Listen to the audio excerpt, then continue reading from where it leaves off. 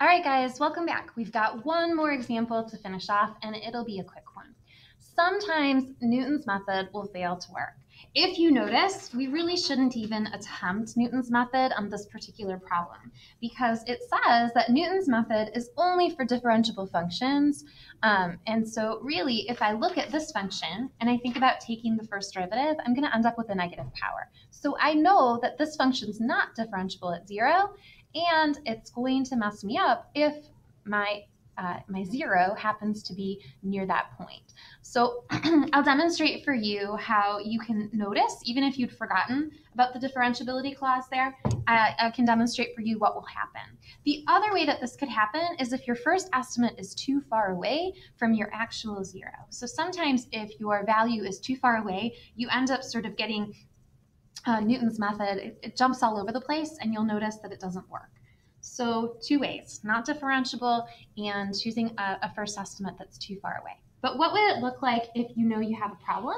Well, we're going to use our same formula. So x sub n plus 1 equals x sub n minus. We're going to put our original function on the top, and we're going to put our derivative function on the bottom. And on this one, if I'm really sneaky, I can go ahead and I could rewrite this. So we'll still have x sub n, right? But dividing by a third is equivalent to multiplying by 3. And then what do you notice about my numerator and denominator? Well, they actually have like bases. So when you have like bases that are being divided, you could subtract the powers. So 1/3 minus a negative 2/3 actually gives me x sub n to the first power. And I could do even better combining like terms. I'll get negative 2x to the n. X sub n.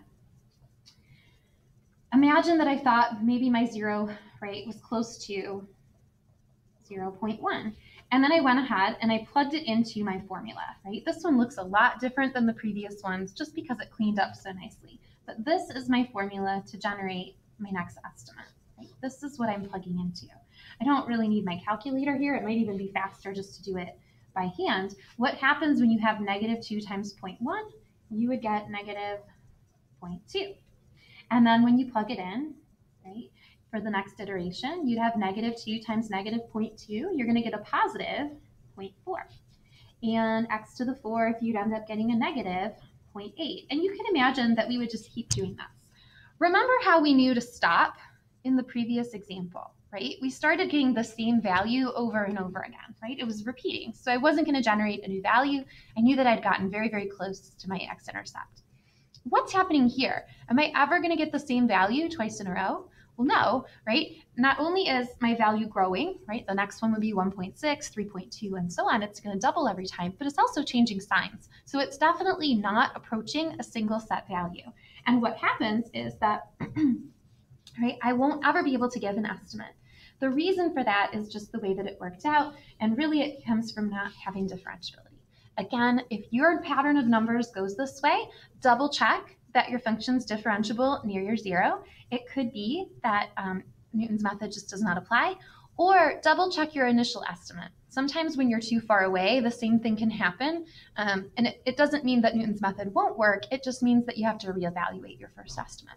You have a pretty short assignment. It's only 5 questions. I think you could probably complete it while I'm gone.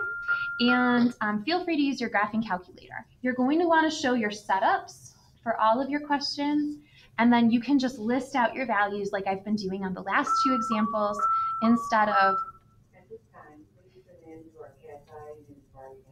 just like class time, right? There's still interruptions. You can just list the values. You don't have to show your calculations or do them by hand.